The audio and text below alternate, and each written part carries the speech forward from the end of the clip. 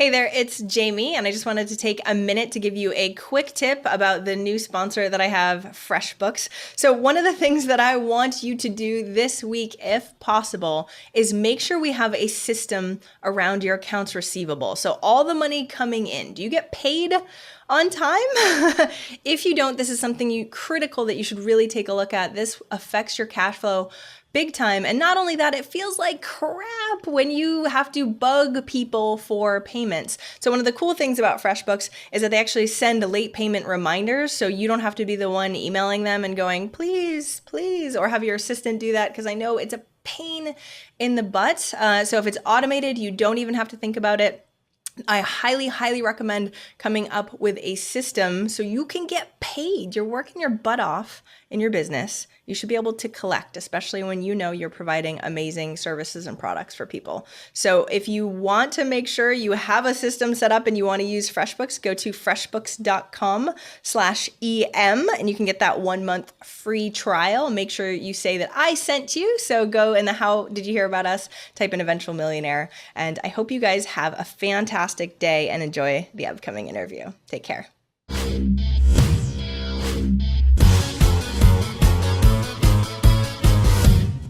Welcome to Eventual Millionaire. I'm Jamie Masters, and today on the show we have Daniel Ali. He's a serial entrepreneur. His TEDx talk just passed 1 million views as of yesterday, he just told me, and he's written for amazingly huge magazines also. Thanks so much for coming on the show today, Daniel. Thank you, Jamie. I appreciate it. So congratulations on your TEDx. What's your TEDx talk about? It's how to become a millionaire in 3 years. How perfect for my show. Okay, so tell me, I should have done my research better. Tell me more about what you said in that TED Talk. All right, so it's all about thinking big. And I thought about all the things I've done to get to where I'm at today. And I realized that there are only 3 things that you have to do: read books, get around better people, and set high goals. So that's what it actually stands for. Big is books, individuals, and goals. I love that. So how do we do that though? So how do we know that that's going to necessarily align, right? Because people on my show are like, I read books and I'm trying to get around better people and I set high goals, but I don't achieve them. So what do you tell them? Well, it is all about action. So first of all, you have to be informed. You have to know about everything you're doing, about what you're about to pursue. And really, if you wanted to learn about a pizza shop, you have to learn about the mozzarella cheese and the bread and the sauce and everything that goes around it. So you have to read books about those things, but you also have to meet people, individuals, right? The best of the best. And what I find is that a lot of entrepreneurs don't surround themselves around the best. And it's quite surprising to me because they kind of shortchange themselves. They limit themselves and they're afraid of, getting out there. And I think a lot of people have the fear of success. So the way to overcome that is to do the third step, which is to set goals, really high goals, but also have the faith that you can reach your goals and do whatever it takes to get there. And it might even be like selling your dog or selling your fish tank like I did, whatever it was, just believe in your dream and then go out there and actually do it. Okay, so I have questions first about the Yes. individual side, second about the goals. So the individual side, people are going to say, how? Especially, how do we find the best of the best? Because I get asked this question all the time. Jamie, it's easy for you to deal with millionaires, but I came from, a town of 2,000 people. So how do you suggest step by step people actually get around the best of the best? Because usually they've got walls up around them. Right. So I was born homeless, so I started from scratch. And, I think a lot of us they surround themselves with what I call default friends. And default friends are basically people that we naturally see where we go: school, work, home, church. And we see people in the neighborhood and we befriend them. But what naturally happens is that these people may not be able to help us reach our higher goals. They have the right intentions, but oftentimes they provide the wrong directions. Like they want to help us, but they give us bad advice. We want to listen to our mothers, but when they give advice about money, they're not making as much as we want to make, right? So we have to learn how we think about income, how we think about ourselves and where we want to go, and find people who've been there so that they can help us to facilitate our dreams. That makes sense. Okay. So, I remember specifically in my life looking back and going, I feel like I haven't chosen my friends. They have all chosen me beforehand. Yeah. So how do you go about choosing those right friends to be around? Well, you have to become an attractive person, not only physically, but spiritually, emotionally, financially. Mm. You have to become a very resourceful person. And then a question I like to ask myself is, how do I deliver more value to more people in less time? And what this means is, how do I increase the quantity of what I do and the quality of what I do? And how do I do it in a shorter amount of time? Instead of 5 years, how do I do it in one? Kind of like compressing your goals and making them come to fruition faster than you ever could imagine. And basically, when it comes to setting goals, you have to set goals that scare you because goals that scare you are goals that ultimately prepare you. Okay, so how do we do that? That's the thing. Everyone's like, "Great, I Yeah. love that." Yeah. How do we actually implement that and make ourselves think bigger? Especially even on the finding the people. Like, how do Yeah. we Yeah. go after the people that are really amazing, especially when we're really scared? Yeah, well, set your goals infinitely high. Mm, Like for instance, when I was 22, my goal was to reach $100,000 by the time I was 30. Now, I reached $100,000 by the time I was 23. So, I mean, like, it was very easy for me to do that. mm, And, when it comes to people, you got to make a list. Like, I made a list of all the people I wanted to meet. And a lot of the people on the list were from the books I was reading because successful people mm. leave clues. They write books, right? And so I researched these people. I went onto the website, their social media, and I contacted them, right? I said, you know what? I want to have a conversation with you. Some didn't give me the time of the day, some gave me infinite amounts of time. And whether my conversation was 4 minutes or 44 minutes, you can Mm. bet that I took notes diligently and I applied the techniques I felt like I was learning to pursue my highest goals. Okay, that's awesome. So when you're reaching out to talk to these people, how are you not scared? I remember my first interview and I was like bright red and like shaking. Yeah, So yeah. what do we ask them? What are we trying to get? Are we trying to, create more of like it's one thing to email people and be like, "Oh my gosh, and I finally get to talk to them. Yeah, Amazing." And it's another to actually surround yourself with like those key people like you were of saying that course. really makes a difference. How do we do that? Well, we're all made out of dust, right? We're all earthlings, and the fact is that like all these successful people that we want to reach actually started where we are right now. So, I always tell people that the people that we're looking for are also looking for us, Mm.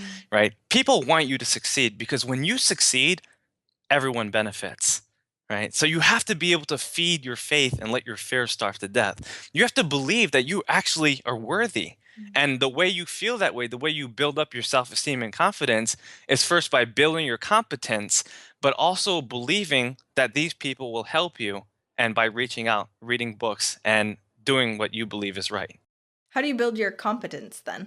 Competence? Well, Yeah. obviously you need the skills to pay the bills. So you just become better. I have a rule of 100, and the rule of 100 basically says that if you want to become really good at something, do it 100 times within Mm. a 1 year period. I So if you like want to that. be yeah, if you want to become a really good cook, cook 100 times in 1 year, right? If you want to become a great speaker, give 100 speeches in 1 year. Author, right? And articles, write 100 articles in 1 year. And I did this year after year after year. It's a numbers game, right? And if you keep building up your competence, eventually Article 1 versus Article 100 would be significantly different. But you have to be able to pay the price and do the work. I can tell how great of a speaker you are too. You've got all these like nice little things. I'm like, ooh, skills to pay the bills. You can tell you've done it a lot. Yeah. So as you're moving through, we were bringing up goals beforehand. How do we set? Because at the beginning, apparently, you didn't set really really high goals, right? You said Yeah, of 100,000 course. Of course. by 30. How do we set huge goals and not be scared of them? Because sometimes they're so big, we just give up. Exactly. So we look for our paragons. We look for people who have done exactly what we want to do. I always tell people if you want to earn $1 million, you need to make 1 million people smile. But in order to make 1 million people smile, you need to reach 10 million people because not everyone will like what you do naturally, right? So you have to reach as many people as possible.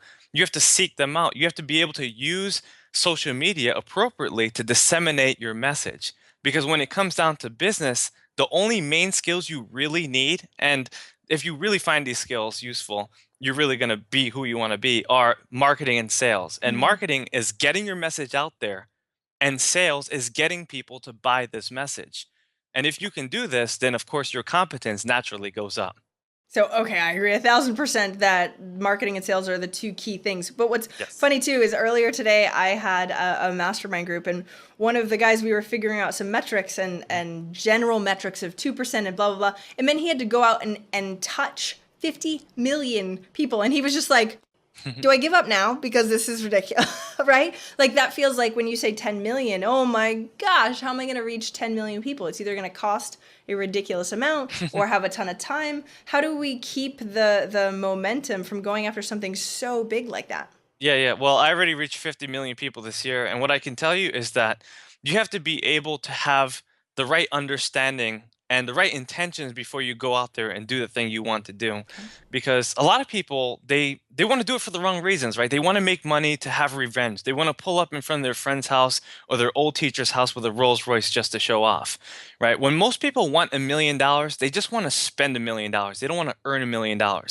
So you need to find out the right reason why you're doing something, and your heart has to be essentially very pure, right? You have to know exactly what you want, ask the universe how to do it, and go about doing it so that you can fulfill your wishes in the end. Okay, how did you reach 50 million people this year so far? I want to know exactly that. Well, I write articles for big magazines, of course, my TED Talk, just being out there and just writing as much as possible. My greatest gift is writing, so I've been able to disseminate my message that way. That's awesome. Tell me more about how you were able to start building that. Because I know there's a lot of people that are listening that are like, I would love to write for those magazines too. I would love to do a TED Talk also. How did you start that process to achieve it? It's funny when people ask me that question because like it's like whenever you want to do something, you just have to do it. So I remember when I told people I wanted to speak, and I asked a whole bunch of people, "What should I do?" And they're like, "Daniel, if you want to speak, just speak. Hmm. If you want to write, just write. If you want to make pizza, just make pizza, right? Just do it." And eventually, like I said, your competence builds. And when your competence builds your confidence, competence leads to confidence, and vice versa, of course.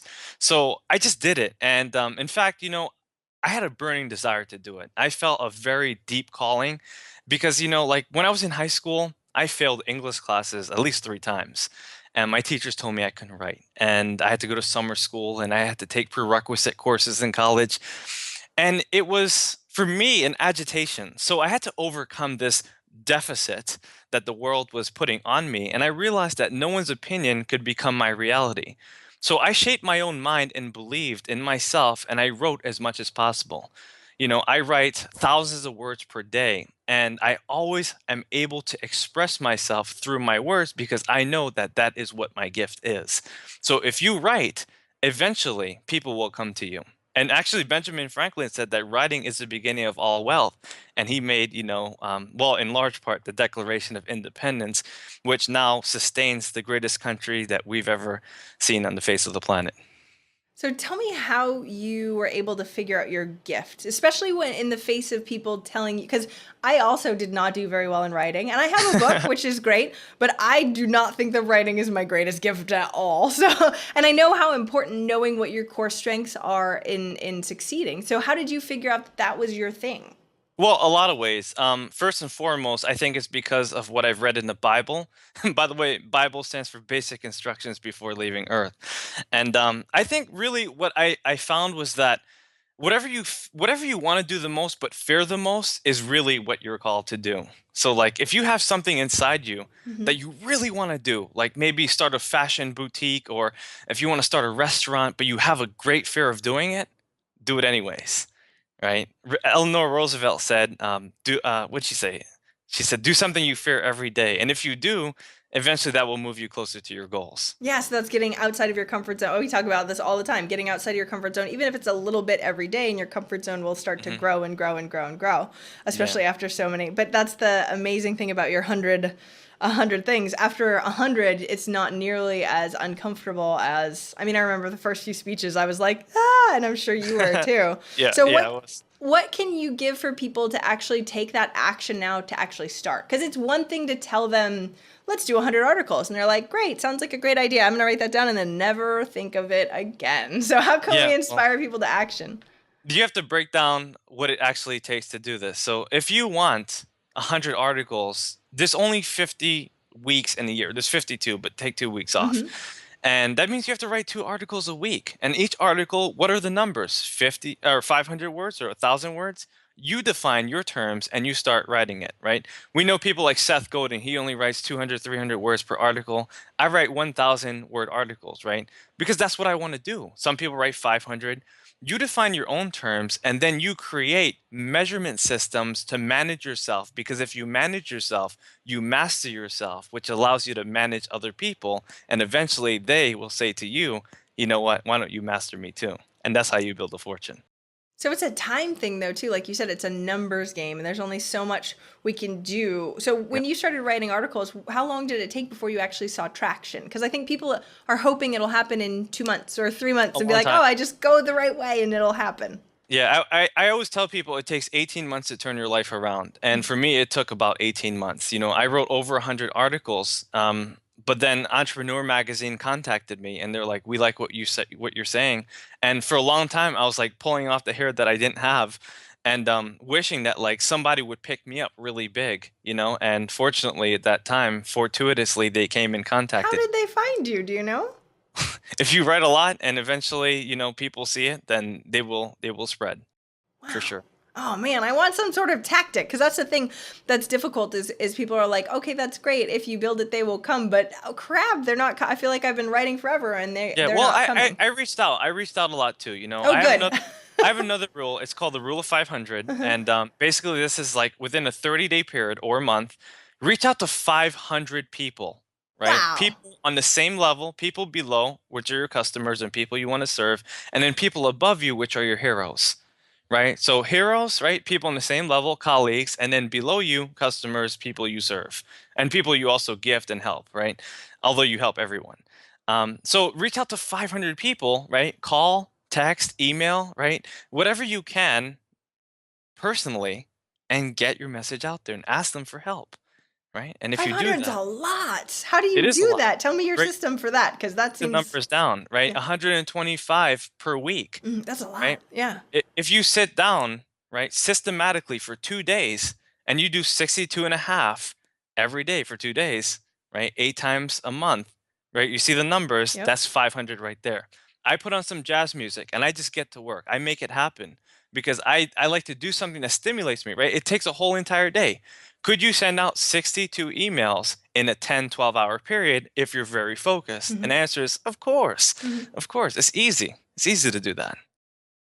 How do you deal with the massive amounts of email that you get back? Because that's the one thing I love this massive action that you're Yeah. talking about for sure. And working with business owners, sometimes I'm like, just send 5 emails. It will take you like 20 minutes. It's not going to take you forever. And you're saying on the opposite, like go massively and do 62 in one day. But then I know that's overwhelming to people where they're like, okay, but then I'm going to get 62 emails back. And what I going to write back to them, right? Yeah. What do you see for like response rates and what does that really do? For you to take that huge, massive action. Well, I use the law of 3%, which means that 3% of people in the whole entire world that you reach will absolutely be in love with you. So right now, Jamie has 3% of people that will absolutely stay with her no matter what, Aw. like Wait, forever. only 3%. Man. No. No, well, you reach a lot of people. Here's the Yes. thing, right? But these people will advocate your brand. They're going to tell everybody, Yes. right? They're going to believe in everything you do all the time, and they're just going to buy into you, everything, So that's just what I say, right? So I think ultimately what you have to focus on is the people. I always tell people that when you focus on the people, the profit will come, right? You love people and give them because money is actually the highest form of love. And really when you give your money away, you're giving your love away, right? And it's the same thing with time because time is attention and time is love. So if you give your kids time, I mean, you're giving them love essentially. If you give them money too, you're giving them love. So of course, time is more important than money, but both are pretty important as well. I've never heard it said like that. That's a really interesting way of looking at it because a lot of times we have this intense bad feeling about money and that it's greedy. And if you sort of flip it on its head and say actually giving money is giving love, or even receiving money from somebody else, that's them giving you love, which is insane. Exactly. Huh. Tell me more about that. Like, where'd you come up with that, and how has it served you as a human being? Well, money is my niche, so I study people and I coach people personally on money because I think we have a lot of feelings and attitudes about money, and money reacts to our attitudes about it. So the way we think, feel, and do money is really, what we've learned from our parents. And, for me, I grew up with a very poor family, and I'm first generation. And a lot of people in my family say things like, we can't afford it and money doesn't Hmm. grow on trees. And Yep. of course, there's an infinite amount of expressions that you hear. But really, you have to challenge yourself and ask yourself, who can't afford it? Is it my God that can't afford it? Because to me, I believe innately that God is infinite. So if you say that God can't afford it, that means that you're not a piece of God. And, those are just my precepts. That's how I look at it. If Hmm. you want to say the universe, that's fine, right? Because the universe is quite abundant and everything must return to its proper form. Like for instance, water must return back to the ocean, just as man must turn back into the dust. So we have to realize an overarching theme of what we have. First, bless what we have, and then realize what we want. And I always tell people create a wants list. Create a list of all the things you want, right? The car, the clothes, right? I want designer clothes. I wear designer clothes, right? I wanted it for a long time. I wanted $100 steak, right? I started on $1 burgers, right? And I started building up my fantasies, and then eventually I got there because I believed, right? It doesn't take, a month or two to get there. It takes years. But if you truly work and desire strongly enough, eventually you will make your path to the heavens of your dreams. I love that they say eventually. That's the whole point. So tell me, how do we change our thoughts, especially if it all bases on habits from when we grew up and these mindsets that we need to shift? What are those things that we can do either in the moment or long term that will actually shift the way we think? Because my parents said the same thing. Money doesn't grow on trees. And I was like, trees are paper. They does grow on trees. I don't know what to tell you. Yeah. So as a little kid, though, how do you shift that? Because I've got kids and I don't know what I'm saying if I'm saying something wrong to them, and I need to know how to change it so that way they'll be fine when they're old. Yeah, yeah. I always tell people to change your reality, you have to change your mentality. You have to change the way you think, and you have to change the way you process actions. I believe that a lot of people have to stop conforming and start performing to their own level of expectations. Stop listening to what people are saying about what you can't do and where you can't go and who you can't be. And truly like set aside what they believe and start believing in what you believe. And you really have to be a firm footed person to do this. You have to know who you are. You have to know yourself if you want to grow yourself. And I believe the first step to doing this, to becoming a millionaire, is through personal development. And really, you have to, like Jim Rohn says, work harder on yourself than you do on your job. And, just develop yourself, right? Work out, read the books, right? Do the work. And eventually, your mind will start working in such a way where you feel invincible, and the tasks that you create will start orchestrating its own success because success begets success, right?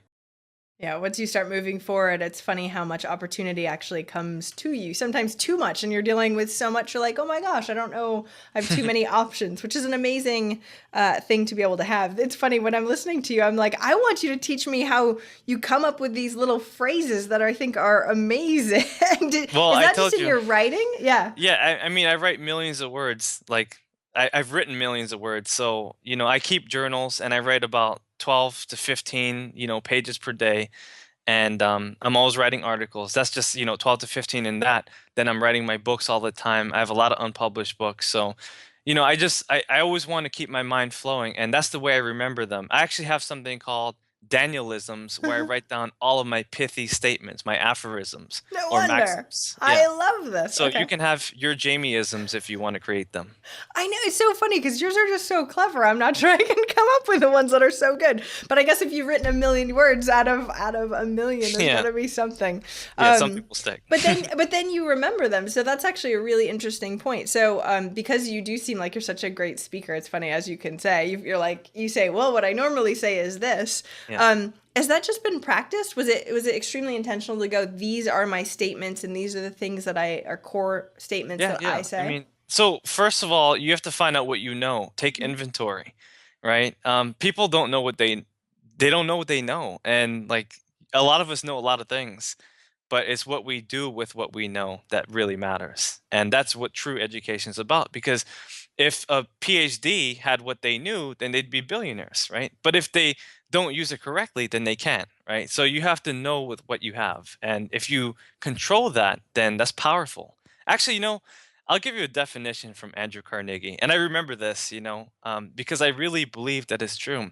He said, "Power is highly organized and intelligently directed specialized knowledge." Right? And what that means is that like you have knowledge, but it has to be highly organized, and it has to be intelligently directed to the source of the people you want to reach. So your niche basically has to be well defined, and it has to be, sent out to the right people. So whether you want to reach black women or older men or couples, whatever it is, you have to be able to organize that information, those products and services, and be able to send it out in that direction. And that's what real power is all about. See, and it's so awesome because I'm correlating it to you writing all those words. And if you Mhm. wrote all those words and didn't put them out there, well, then they're not highly organized, they're not whatever. But also, like, you had the forethought to go, I'm writing all of these things because these are going to be important. They could have been lost. I've written a lot of words too, and I don't, not that I don't remember them, but I don't have like these core statements that you do that I think are really, really awesome. But Mhm. again, it comes with time and intention, right? So Exactly. did you know when you were 22, 23 that sort of this was your thing and you knew where you were going to be at this age where you're like, this is it. I Yeah, had a yeah. big goal when I was 23 and now it's huge. Absolutely. So when I was 21, I learned who I was. Before that, I was on drugs, so I was really messing up. I would smoke weed every day, I would drink, and it was kind of foolish for me to do that. And I knew I was living so far below my potential because I was actually living in my mom's basement. And I knew that I had to do something about it. One day I gave a speech and I failed tremendously at it. My knees were knocking and I was sweating profusely as 16 eyes penetrated my soul and I was emotionally bankrupt. So I went home and I opened up a book and it said join Toastmasters. And I Mm. thought like, what? This is like some kind of company or something. So anyways, I went to the meetings and I was like, this is good. And because I was such a failure at it, I was like, I have to be good at it. So someone once said every master was once a disaster. And I failed my way until I succeeded. And, like I said, I've given over 1,200 speeches and now I am where I am today. I could speak in front of thousands of people at a time, reach millions because of it. Yeah, I have a million people on your TED Talk. So I love hearing that you, if people don't know what Toastmasters is, it's a program or I don't know if you want to call it a program, but like a leadership type thing that teaches you how to speak. I did it too because I also could not. Like I hated being in front of people. I turned bright red in general. Anyway, can you tell them a little bit more about Toastmasters and that decision? Because I feel like a lot of business owners need this, even if it's just for a confidence level. Because I remember Yeah, when yeah. I did it, I was like, I don't know what I'm doing. And I was like one of the people going like, don't look at me, please. Yeah, yeah, Right. And of they course. call you out. They like make you do it, get outside of your comfort zone Yeah, and take those breaths and try and do it. So tell of course, everybody of a little course. bit more about it. So, I think, first of all, Toastmasters is a public speaking organization with over 350,000 members, I think. And it's definitely not a place to make money, but it's a place where you can gain skill sets so that you can be able to lead properly and speak properly. And if you look at all great entrepreneurs, and this is a really great fact, all of them are great teachers, Mm. right? If you look at Jeff Bezos, in fact, Warren Buffett was a teacher before he eventually became that multi-billionaire he is. So, Mark Cuban, Donald Trump, I mean, whoever, right? Billionaires, look at all of them. Oprah, they're all great teachers because they've learned that, in order to study what they have to teach it, they have to give it all away. And that's what I did. I realized that if I could develop myself through public speaking, which I believe is the greatest way to develop yourself, then you can test the tip of your toes to the top of your head and really make an impact, not only in others' lives, but also in yours. How do you make people decide right now to go do it? Because I agree with public speaking being one of the best ways you can grow. It's one of the scariest ways you can grow too. Mhm. So any advice for somebody going, I always wanted to, but I don't totally know because it's really scary. Yeah. Well, to those people, there's a lot of people that feel your way too. And if you want to be like them, jump in that bunch. But I think you should really, like I said, stop conforming, start performing. A lot of people say speaking is a fear, and that's because it challenges you. It makes you vulnerable. And the reason why people don't do it is because they don't tell the truth to themselves. So if they open up and tell people what they know and really think about what they would tell people as if they were eighth graders, of course, they have to realize that people will believe them and they will understand them. And if you can tell your message to people, then it's one of the greatest skills to have, I believe. And I thought at the beginning that nobody wanted to listen to what I had to say, which is hilarious now because I have so many people listening to Yeah. me and the people that come on the show. Did you ever feel that way either? Did you always feel like you had like a gift or message that you had to get Of out there? course, of course. I mean, there's a tendency to believe that what you say isn't important. I mean, I was 21 when I started, so Mm. I was speaking to people that were thrice my age. You know, I remember a guy. His name was Ernie. He was 66 years old, and I'm like, what is this guy going to learn from me? And I'm like speaking in back of the restaurant, and he's like, Daniel, that was the greatest speech I ever heard, and it changed my life. And you know, he got together with his woman. They decided to use their retirement money to cruise the world, and I'm like, wow, this is really big. This is deep. And, you know, that was one of the confirmations along the way. Notice I said one of them because there are many, as you know, confirmations that come as you start to succeed. Okay, and I'm so glad you highlighted that because those confirmations are what gave me a lot of confidence. So I'd go and I was like, wow, somebody actually like listened to me. Oh, wow, I actually helped somebody. Oh, wow, this Oh, is great. I know. yeah. Tell me more. Like I'm actually changing things because when you're stuck in your own head, it's harder to see that. You're like, nah, I'm not really good enough. So what were some of those confirmations even from then till now that really made a difference in leveling yourself up personal development wise? Yeah, so the world is always telling us to improve, and they're always showing us exactly what to do through our likes and our comments and our messages and our emails. I know you know for sure that people send you like their whole life story through email. It's And amazing. when you get that, you just know you're doing something good. You know you're helping a lot of people. And you know the reason why that happens is that because people trust you. They know that you're telling them the truth. And if you keep believing what you're believing in, then everyone else will believe in you. And they'll say, you know what, Jamie, I need you to help me because you're my icon, you're my leader, you're my hero. Show me what to do, coach me, mentor me. And they will. They'll buy your book, they'll do everything because they know. So you know, signs always come, right? And there's negative signs too. Like for instance, I've given speeches where I bombed it, where I did completely bad. I didn't have a microphone. I spoke to like 300 people. I mean, like there are things that happen that you're like, okay, I'm not going to do that again, or I'm going to do it even better next time, but I'm not going to quit. I'm going to keep going and going and going until I find a resolution. And if you can do that, despite all the beatings that you take in life, then that's when you truly become successful. Aw, it's tough to do, but the perseverance to keep continuing even when you're vulnerable and humiliated. That's what comes when you're a business owner. That's why I think though that business owning is the best way to do personal development in Mhm. general because you're faced with all of the crap that you don't want to look at in Yeah, general. people would never imagine it, but I tell you this, Jamie, you know this. You need a shoulder to cry on, and I have an excellent wife that helps me a lot, Aw, and you need a shoulder to cry on when things go hard, and if you I, don't, then it's easy to give up. that's extremely important. What do you have for advice for people that don't really have that? Because it is entrepreneurship is ups and downs. And Mhm. what if their partner doesn't support them, or what if other people in their lives don't? It feels extremely lonely. What do they do then? Well, you write a letter to God. You know, you Mhm. write exactly how you feel and you talk to yourself and you just find someone that you can trust. Sometimes it could just be like a conversation with a stranger because some friends, they last 3 minutes, some 3 hours, some 3 months, 3 years, right? So we can't really put a specification on how long our friends last, but sometimes somebody's going to be there at the right time. And like I said, the people we're looking for are also looking for us. So we have to find people we trust. And many of us, have confidants. So we need to find them and really, you know, trust them in what we say. We have to Mm. open up basically. That's totally rewinding it back to what you said at the very, very beginning of this interview, which I Hmm. adore, is really getting those people that are the best that really will support you around you, and not negating the ones that you already have. But Yeah. that's perfect. Yeah. Aw. I know we have to start wrapping up already. It went by ridiculously fast, but what's one action listeners can take this week to help move them forward towards their goal of 1 million? Well, first, only focus on profitable activities. You know, a lot of people are majoring on minors. Write this question down and repeat it every day for the next 30 days. How can I add more value to more people in less time? Right? How can I become better for me and the people I serve so that they can be impacted because impact equals income? And how do I do it in a fastest way? How do I become more efficient? Who do I need to hire?